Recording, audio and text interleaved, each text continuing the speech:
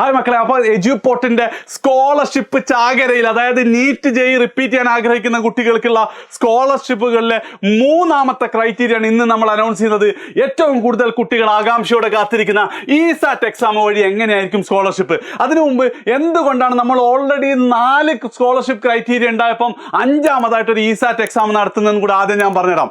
മക്കളെ, നിങ്ങൾ ഈ ആദ്യത്തെ 4 സ്കോളർഷിപ്പ് ക്രൈറ്റീരിയ എടുത്തു നോക്കുകയാണെങ്കിലും അത് നിങ്ങളുടെ കഴിഞ്ഞ 2 വർഷത്തെ പെർഫോമൻസ് ആണല്ലേ.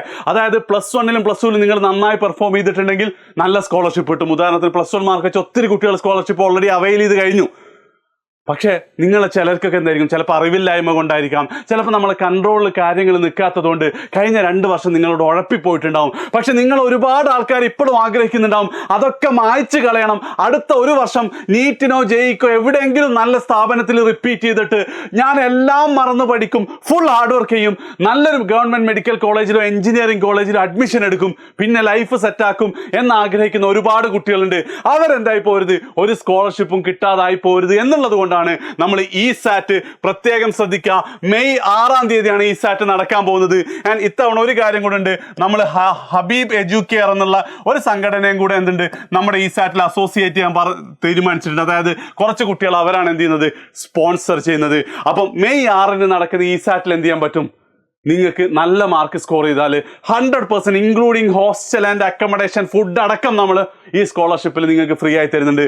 നമ്മൾ +1 മാർക്ക് ബേസ് ചെയ്തിട്ടുള്ള സ്കോളർഷിപ്പ് ഓൾറെഡി നമ്മൾ അനൗൺസ് ചെയ്തു. അതേപോലെ തന്നെ ജെഇ മെയിൻസ് സ്കോളർഷിപ്പും നമ്മൾ അനൗൺസ് ചെയ്തു. ഇതിലൊരു കാര്യം നിങ്ങൾ ശ്രദ്ധിക്കണം, കുറേ കുട്ടികൾക്ക് കൺഫ്യൂഷനിലുള്ളതാണ്. +1 മാർക്ക് നിങ്ങൾ ഇമ്പ്രൂവ്മെന്റ് റിസൾട്ട് വന്നു കഴിഞ്ഞാലും എന്താണ്, ആ റിസൾട്ട് ഇമ്പ്രൂവ് ചെയ്തതടക്കം നിങ്ങൾക്ക് സ്കോളർഷിപ്പ് കിട്ടുന്നതായിരിക്കും. മാർക്ക് കൂടിയാൽ അത് ബേസ് ചെയ്തായിരിക്കും കിട്ടുക.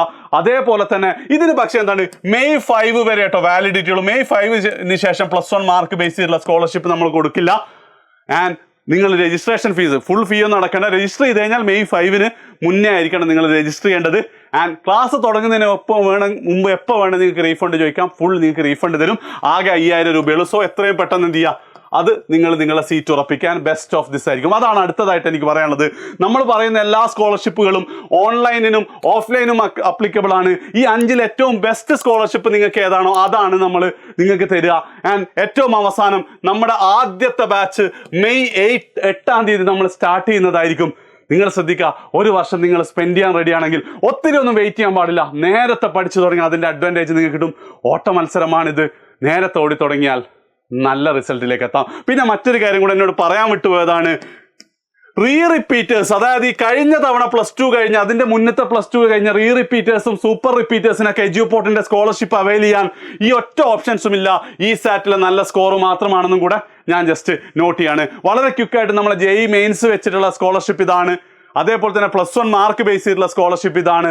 ആൻഡ് ഏറ്റവും അവസാനം ഇസാറ്റ് വെച്ചുള്ള സ്കോളർഷിപ്പ് ഇതാണ്. നിങ്ങളുടെ ടോപ്പ് 10 ആദ്യത്തെ 10-ലാണ് നിങ്ങളുടെ റാങ്ക് എങ്കിൽ നിങ്ങൾക്ക് ഫുൾ ഫ്രീ ആണ്, ഇൻക്ലൂഡിങ് ഫുഡ് ആൻഡ് അക്കോമഡേഷൻ. ആദ്യത്തെ 50-ലെത്തുകയാണെങ്കിൽ 100% കോസ്റ്റ് ഫീ. ഇങ്ങനെ 51 to 100 ആണെങ്കിൽ 75. നിങ്ങൾക്ക് എന്ത് ചെയ്യാം, ഒന്ന് പോസ് ചെയ്തിട്ട് നിങ്ങൾക്ക് ഇത് നോട്ട് ചെയ്യാവുന്നതാണ്. ഓക്കെ, സാധനം സെറ്റൽ. അതായത് ആദ്യത്തെ 5000-ൽ വരികയാണെങ്കിൽ അടക്കം നിങ്ങൾക്ക് എന്താണ്, ഒരു ചെറിയ സ്കോളർഷിപ്പ് നമ്മൾ തരാൻ തയ്യാറാണ്. നിങ്ങൾ പഠിക്കുമെന്നുണ്ട് ഉറപ്പുണ്ടെങ്കിൽ മെയ് 6-നേക്ക് പ്രിപ്പയർ ചെയ്ത് തുടങ്ങാം. അപ്പോൾ ചില കുട്ടികൾ, സാറേ ഉറപ്പുണ്ട്, പക്ഷെ സിലബസ് എന്താണെന്നല്ലേ. സിലബസിൽ ആദ്യം നമ്മൾ വിചാരിച്ചത് എന്താ, +1 +2 ഒരു നീറ്റ് മോഡലും ഒരു ജെഇ മോഡലും കൂടെ ചെയ്യാമെന്നായിരുന്നു. പിന്നെ ഞാൻ ആലോചിച്ചത്, നമ്മൾ എന്തിനാ ഇസാറ്റ് നടക്കുന്ന +1 +2 മര്യാദയ്ക്ക് പഠിക്കാത്ത കുട്ടിയൊക്കെ വേണ്ടിയിട്ടില്ലേ. അപ്പോൾ അത്രയും ഫുൾ സിലബസ് ആണ്. ഈ 10 ദിവസം കൊണ്ട് നിങ്ങൾ എന്ത് ചെയ്യാനാ.